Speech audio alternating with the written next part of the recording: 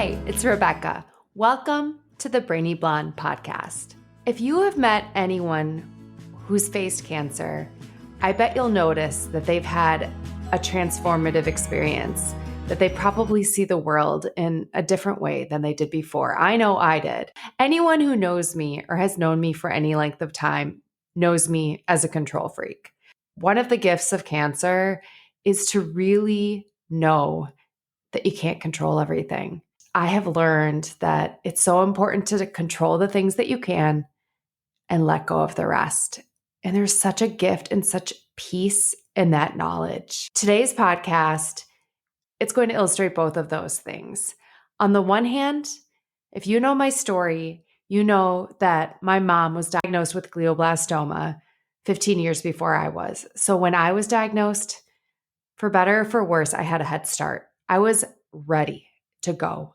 And I visited 6 neurooncologists within 2 weeks of my diagnosis. I flew all over the nation, and some have stuck around in my life, and I'm so grateful for them, and some were not a good fit at all. And what's so funny is the neurooncologist that I'm with today and who has been so gracious to come on the podcast, I got her by accident. When my neurooncologist retired a couple of years ago, she stepped into the role and has been such a gift in my life. I'm so excited to introduce all of you to Dr. Andrea Wasilewski. Dr. Wasilewski has taught me something that I'm so excited to share with you. You know how passionate I am about the things we can do to control our outcome with a cancer diagnosis: food, fitness, mindset, and being brave and trying new medical treatments if that's right for you. But there's one thing I totally forgot about, and I am so excited for her to share that with you today. Hi, I am so excited. I am so excited to have you here. This is Dr. Wasilewski, my neurooncologist. Dr. Wasilewski, we've had on the show, we've had a neurosurgeon, but we haven't had a neurooncologist yet. So I would love it if you would just kind of start off by telling us what you do and tell us a little bit about yourself. Sure. Well, thank you, Rebecca, so much for having me. And what a pleasure to be able to spend time with my patients outside of work. Yeah. So I am a board certified neurologist and a board certified neurooncologist. And that means that I have subspecialty training in neuro-oncology, fellowship training, and I am now in practice over the past 6 years. And I run the Givens Brain Tumor Center at Allina Health in Minneapolis. Fantastic. It's so great because you probably know this, but when I was diagnosed 7 years ago, I was diagnosed as a person with a little unfortunate insider information because my mom had had glioblastoma 15 years before me. So I went and saw 6 neurooncologists before landing where I landed with my team. And then I ended up having you as my primary person on accident or fate or luck or whatever miracle that was, because I'm so happy that I get to have you as my neurooncologist because originally Dr. Trusheim was my neurooncologist and he retired. And what I've loved about working with you is, and I don't know if it's different hospital to hospital or doctor to doctor, but you are willing to work as a team with other people and are open-minded about treatments, especially for me, my treatment that I'm getting in Germany. Mm-hmm. Yeah. So what do you, what is your philosophy about that? And what do you tell patients when they're first diagnosed? Well, I think it's important so I will start by saying that many physicians have different approaches to care. I think we all, and I don't want to speak for all my colleagues, but in general, we stick to the science, we stick to what we know, we stick to what is proven and what clinical trials have shown us. But we know that that only takes us so far. We still don't have a cure for glioblastoma. Almost all patients with glioblastoma will pass away from this disease. And so I am open to considering alternative treatments, open to considering lifestyle modifications. And in fact, I recommend a lifestyle prescription for all my patients because as long as we're doing treatments that are safe, that have some data that can be monitored effectively, if something is working for one person, it might work for them. And it may not work when we generalize that to a large population of glioblastoma patients. So I guess my philosophy is, of course, science first, but if there's even a little bit of evidence or low downside risk to considering something else, I'm willing to incorporate that, monitor patients. And as you know, Rebecca, lifestyle is very important.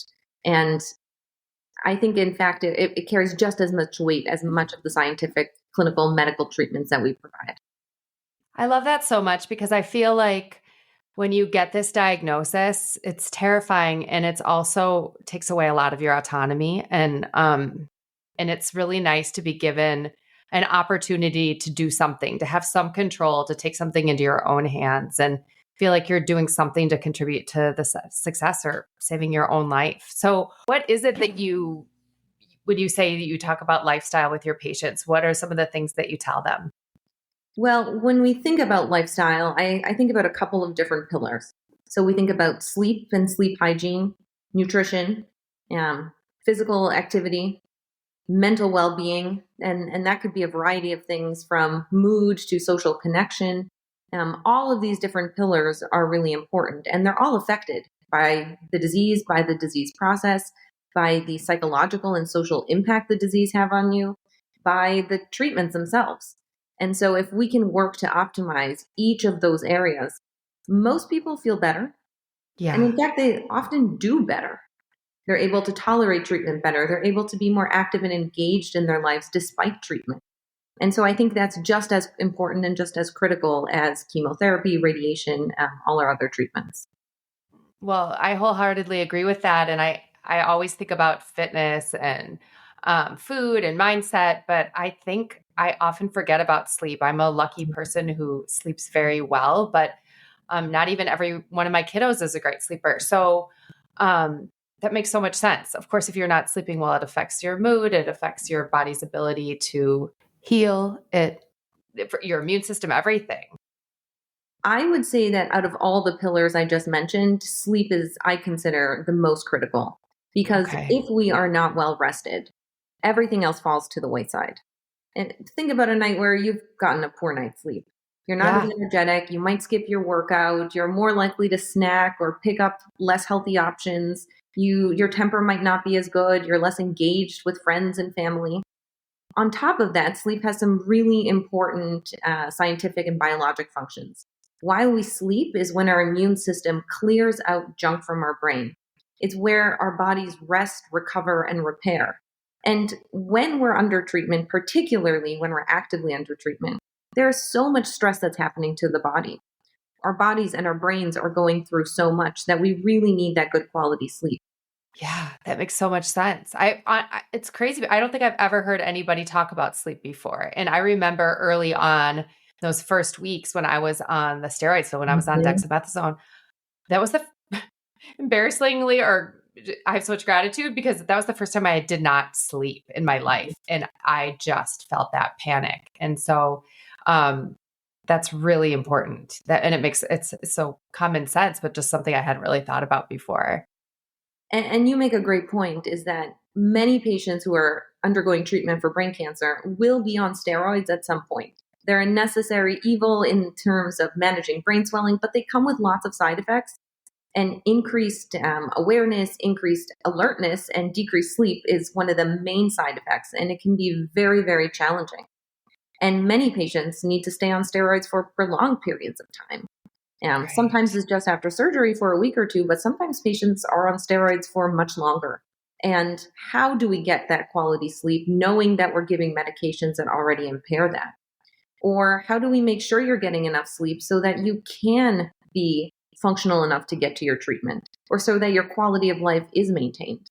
And that's different for everyone, but there are some really basic sleep hygiene that I talk to every patient about, and you would not believe, well, not even patients, even my friends and family, you would not believe how many of us are not focusing on our sleep and not doing the basic things that could make a huge difference.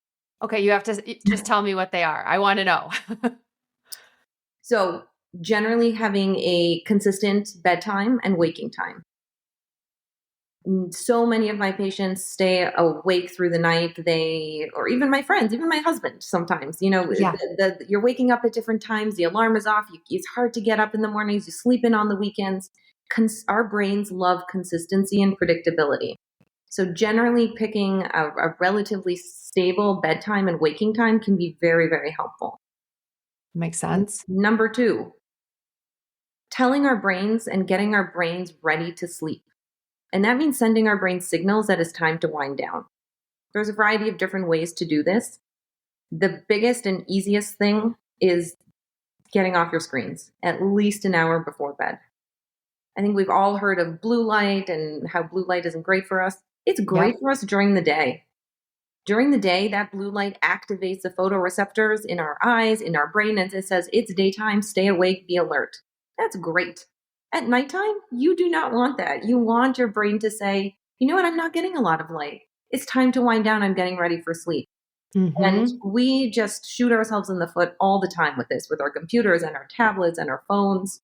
So my rule is at least an hour before that, generally same bedtime every night, phones off, TV off. And sometimes having a ritual can be really helpful to start training your brain that it's time to wind down and sleep. That could be different for everyone. For me, I like to take a shower. I like to do my skincare routine. I like to turn the lights down. But everyone has their own thing, and that's fine. Maybe you take a bath, maybe you listen to some music, maybe you read a book.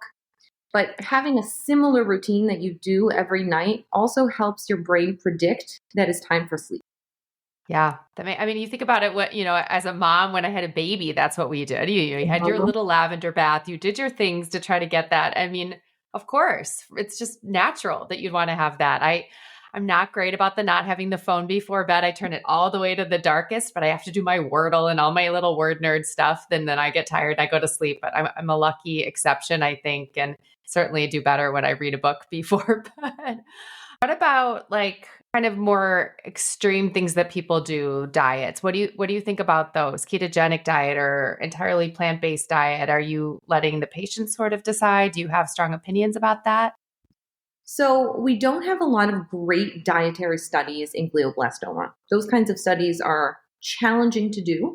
And they are really tough when we have a heterogeneous population, different food preferences, different diet preferences. Many patients need to be on steroids, which increase their blood sugars. So based on the data, we don't have a lot of data. But we do have data from large populations. We have data from other cancer types, lung cancer, breast cancer, where we have many, many more patients. In general, a whole food, plant predominant diet is probably the healthiest diet that we can eat. And that doesn't mean we don't eat meat. It doesn't mean we don't eat animal products. Some patients don't, and that's fine. And some patients do. But if we're making these dietary changes, I really want to make sure that we're doing it appropriately. And meeting patients where they're at, where they're starting before they go onto a new diet is also really important. Absolutely. Is there value in a ketogenic diet? Yeah, we have some small studies in glioblastoma that have shown that a true ketogenic diet may be beneficial. But we don't have big enough numbers to know, is that scalable and does that actually read out over, larger, more real world population of patients? Right. I certainly have patients who proceed with a ketogenic diet, but in order to do that, you really need to be under the guidance of a nutritionist because we truly want a patient to be really in ketosis in order for that diet to be effective. And that's actually pretty hard to do without a lot of very close monitoring. It's not like you can just go to the grocery store and buy a couple of bars that say keto on them and you'll be in ketosis. It really is a big overhaul. Yep. And there's a lot of things to consider. If it's an elderly patient, that might not be the right thing for them because they're very quickly going to lose muscle mass. If it's someone who is already very frail, maybe a plant-based diet without making sure they're getting adequate plant protein isn't the right thing if we're trying to preserve muscle mass. If a patient is on steroids, it's going to be very challenging for them to get into ketosis because the steroids will continue increasing their blood glucose. So there's a lot of different things that I consider there. But to answer your original question, what do I think about it? Generally, a whole food, plant predominant diet seems to be the best, most universally approachable diet that has the best evidence. And it's good for you no matter what. So that's, prevention, surveillance with, during treatment. If you can, that just seems, logical in and of itself. But yeah, there's just no more motivation to do it than when you're trying to save your life. And you talked about having support with nutrition. Are you finding that there are more and more people now who are qualified? Back when I was doing ketogenic diet when I was diagnosed, and I was just figuring it all out online, reading books, finding recipes online. I was also eating very clean and organic. I wasn't trying to buy the supplements, even though you could find the keto aisle at the grocery store. That didn't seem right to me. But I went to one nutritionist and I was educating her what ketosis meant, and she just didn't know anything. Are you finding now that there are more people that are well equipped to support somebody if they're doing something like that? Absolutely.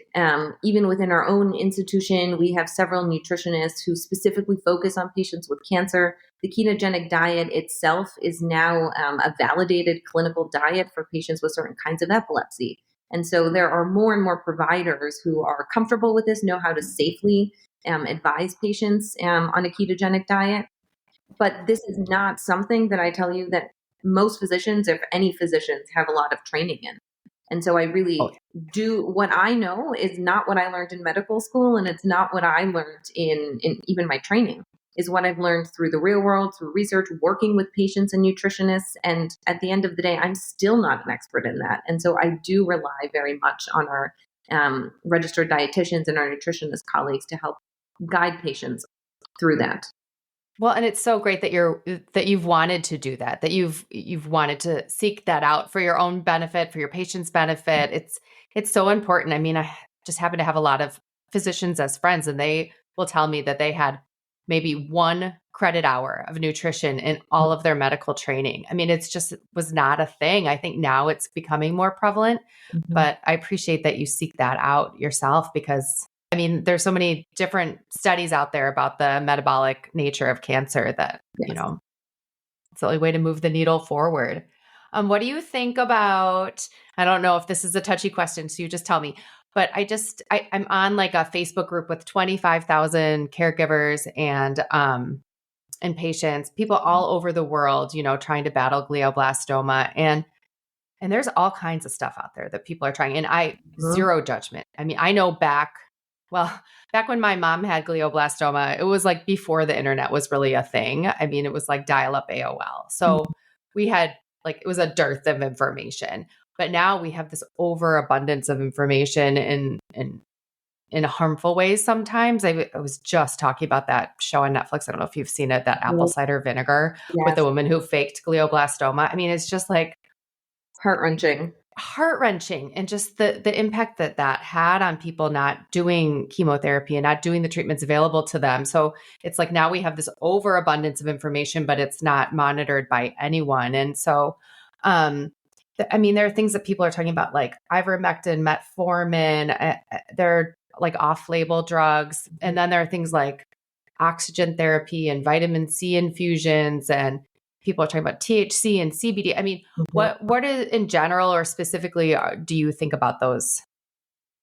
That's a lot to cover. Yeah, sorry. Maybe we'll start with that. Over the past 5 to 10 years, I've been seeing a huge increase in, 1, patient literacy, 2, patients doing their own research and being their own advocates, and just way more information and resources for patients. So in general, that's wonderful. I want my patients to be empowered. I want them to have information. I want them to know what's out there.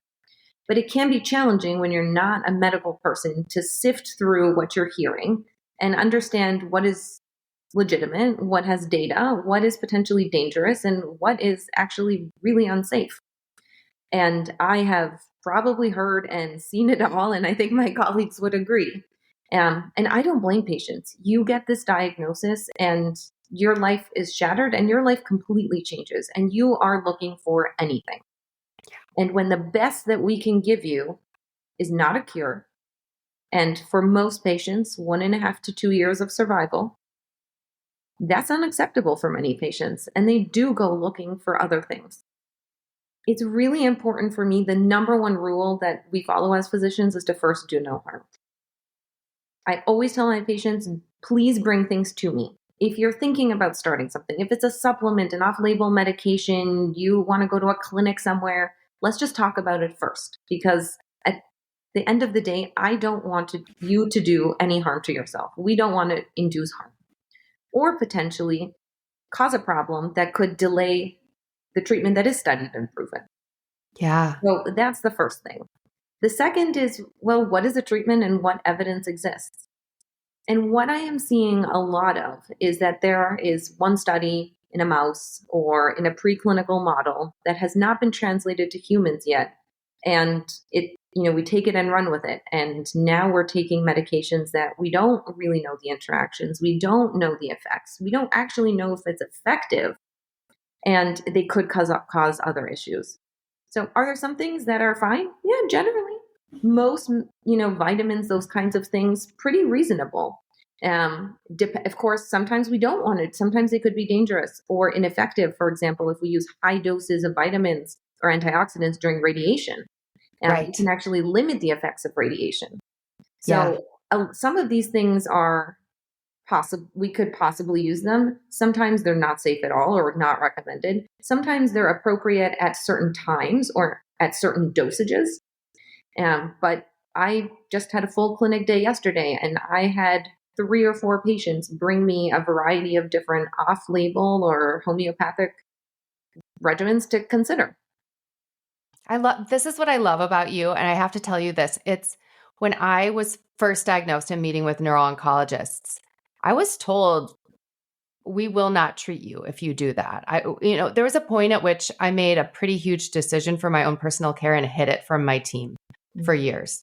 And it worked out for me, but that's a really scary feeling. And I would always joke that like I'm missing part of my brain and I'm the one in charge of like saving my own life, because it was a hard feeling to feel like you're out there on your own. And of course, as a doctor, you want to help people, but some people just had a very narrow vision of what that looked like. And it's like, do it our way or hit the highway kind of thing. And I liked how you said that we could bring it to you.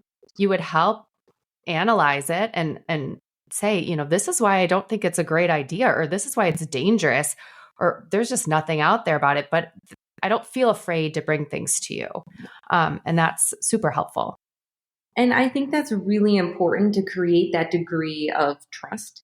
If I told you, absolutely, all we're doing is standard of care, you have no other options, I will not consider anything, but you wanted to do something, you might still go do it. But now I don't know about it, and Right. it could be dangerous, or there could be an interaction, or it could cause some downstream effect. Whereas if we have the conversation, I can tell you the data, and I'll tell you, I don't know everything all the time. I'd like to think that, but that's not true. Sometimes I have to do my own research. Sometimes compounds are being brought to me that, we don't use. And so I do need to call a friend, speak to a pharmacist, do some additional research. Some things are fine and some things aren't. But I won't know unless we have that open dialogue. And I really encourage all my patients to do that. Because if you're going to do it anyways, that poses a much bigger risk. What are you seeing in terms of, are you seeing any trends? Like, I feel like being now in a GBM world, so to speak, of social media, Facebook, Instagram, et cetera, I feel like this is not a rare cancer. It's everywhere. But of course, that's because I'm seeing every case, right? Or not every case. But are you seeing trends? Are you seeing anything that's showing young people are getting glioblastoma younger, that more women are getting glioblastoma, anything like that? I think over time we've seen a very slight uptick in terms of the incidence of glioblastoma. But is that truly because more patients are getting glioblastoma, or we're getting better at identifying it? I am certainly seeing over time patients presenting sooner. Maybe it's because we have better access to MRI. Maybe it's because they're presenting quickly with a seizure. I'm certainly seeing patients where we're able to intervene sooner before the tumor has gone too far or they have too many deficits. But in terms of treatment, I just reviewed this before we were talking. The last FDA-approved treatment, which is the Optune device, a tumor treating field device that's worn on the head 18 hours a day, was approved in 2011. Oh my gosh. So we have not had any additional drug approvals in glioblastoma or device approvals or treatment approvals for quite some time. Wow. But there are certainly trends that I'm seeing. And I think one of the biggest is that Now, we don't just look at the pathology. We don't just care about the cells that are glioblastoma. We care about the molecular makeup of the tumor. And that Mm-hmm. has been a major paradigm shift over the past decade in glioblastoma treatment and tumor treatment in general. So all tumors are now I would say at most institutions, particularly ours, I send them all for what's called comprehensive genomic profiling. And Great. we look for every possible mutation that's in the tumor. The reason that's important is because if we find a unique mutation, it's not often, maybe 5% of the time, but sometimes there's a drug that exists. Usually not approved for brain cancer, but there might be a drug for lung cancer or breast cancer that I can borrow that can target that mutation. And so we do have more options, but the options are not ubiquitous for everyone. They're very individualized to the tumor.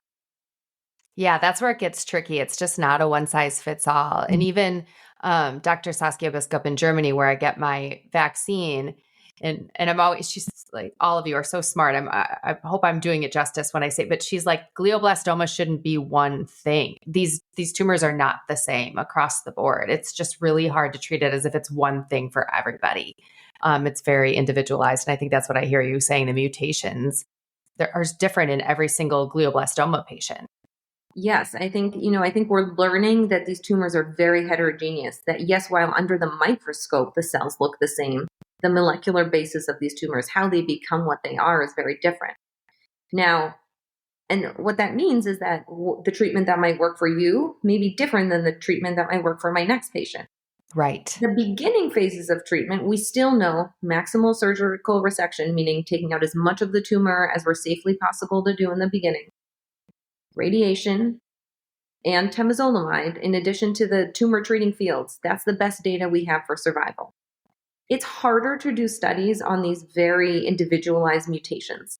And usually the time where we're considering treating those is at the time of recurrence, when the tumor has regrown after the standard of care. Yeah. Sometimes we think about adding some of those more specialized treatments sooner, but usually it's in that setting. Okay. And is that because of the time that it takes to get to that treatment or figure it out? Or is that because there are potential risks? And so it's like, we don't want to introduce those risks until or unless there's a recurrence. I would say it's largely because we don't want to withhold standard of care. We don't want to withhold the most effective treatment that we Oh, because have. that would be separate from the other. You wouldn't do it concurrently. Correct. Correct. Got it. Okay. That's good to know. There are some limitations. You might find a mutation and you do have a drug, let's say from lung cancer or kidney cancer, that I can borrow. Sometimes it's really challenging to get insurance to approve these drugs, which can be exceedingly expensive. That can take time. Sometimes Right. those drugs are very hard to tolerate and come with a lot of side effects. We have to pick the right drug also. Getting into the brain, passing the blood-brain barrier can be a challenge for some of these drugs. So there's a variety of things for us to consider. Yeah, I'm always trying to help people. Those of us who are considered outliers, who've Mhm. lived beyond 3 or 5 years, we want to help. But I'm very aware of the fact that what worked for me doesn't work for everybody. We each have our own tumor profile, but there are a lot of factors. And so I'm trying to do what I can to help people navigate that. And usually I send them to somebody smarter than me. But I guess the best thing that I could do in the meantime is just spread hope. I mean, it's not necessarily a death sentence. There are other things out there, and it's good to know. Just even in your primary doctor's office, or your neuro-oncologist office, there are going to be some more options than you realize. And I think that's what's really exciting about this field is particularly we're a little bit slower in brain cancer, but the discovery and the development of new drugs, particularly in systemic other cancers, has really skyrocketed. And every year we have several new drugs. And some of those drugs get into the brain. Some of those drugs target mutations we can find. And so as more development happens in other cancers, we're sort of riding on the coattails of other cancers and borrowing Yeah. them as well. And I'll see that, because I follow all of those things online, and it'll be a mouse study, like you said, where it's just very promising and exciting. But I'm sure from mouse study to cancer to glioblastoma cancer is years. Well, right. By the time we have a drug that is developed, a molecule that's developed, and it gets through to, let's say, a phase 2 study, even, that's many, many years. And in glioblastoma, we don't always have that much time. Yeah. So occasionally we might have a few reports and we say, okay, well, this has been given in 3 patients, but I know how it works in kidney cancer and I'm going to try it because I know it gets into the brain. I know what the safety profile is. And, that's a discussion that I have with the patient. Are we willing to try this drug that we have little data on, but it works? You have the appropriate mutation. We know how we know how it works. We know it gets into the brain, and we know the safety profile from other cancers. Are we willing to take this risk? And some patients are very excited to do that. Some patients are not. Sometimes we don't have any other options. What do you do in terms of like clinical trials for people? Do you support your patients getting into them? Are you a home base when they're doing that? How does that all work? So as a neurooncologist, as an oncologist, clinical trials are essential to what we do. That's how we discover what treatments work and how they work and who they work for. And so anytime a patient is eligible for a clinical trial, we consider it. And that's at any time point. The 2 biggest buckets of time points where we think about clinical trials would be new diagnosis. You just had surgery, we confirm the pathology. Yeah. Or at the time of recurrence, meaning you've had standard treatment, the tumor's grown. There are some other more niche subtypes, but those are usually the 2 time points when clinical trials, where the most clinical trials are designed for. Okay. So I bring up clinical trials to my patients all the time. And I just had this discussion with a patient yesterday who said, like, when will we know that it's time for a trial? And Right. how do we figure it out? And you can go on clinicaltrials.gov and you can type in glioblastoma and you will see hundreds of trials around the country. What's tricky about that is that every trial is different. Every trial has their own rules, their own enrollment criteria, their own exclusion criteria, their own schedules, their own requirements of what's needed from you based on what they're studying and where they're located. So most patients, if we're talking about a trial, of course, the first thing I offer is any trials we have open at our site. If they're eligible for it and we have a trial that fits them, we discuss that trial. If, let's say, we don't have a trial for them or they're not interested or eligible for that trial, I tend to look in the general area. So we look in state at our partnering institutions. We may look in the surrounding states. And then I have a frank conversation with patients. Are you willing to travel? And what are you willing to travel for? For example, if you were to want to do a surgical study in Boston, well, you're probably going to need to move to Boston for at least a few weeks, maybe more. Are you willing to do that or not? Do you have the capabilities to do that? Are you in a functional state where you can do Right. that? So there's a lot of different considerations. Clinical trial it's a treatment that we consider at every time point in the disease. And do some clinical trials have like a placebo group too? Depends on the trial design. Many studies do, but often, and particularly in cancer studies, it's rare that there's a placebo. What is more typical is that there would be a control arm. So, for example, for a newly diagnosed patient, the control arm may be Temodar or temozolomide, our standard of care chemotherapy. Yeah. Or in recurrent disease, we might use lomustine, which is a traditional chemotherapy that we often use. And so generally, we don't want to withhold and give a placebo Right. unless we're giving some other treatment additionally. That makes sense. So Okay. unless we're Yeah. studying the combination of 2 drugs, then maybe one arm has one drug, active drug, and a placebo, and the other would have 2 active drugs. Yeah, that makes sense. But it's tricky.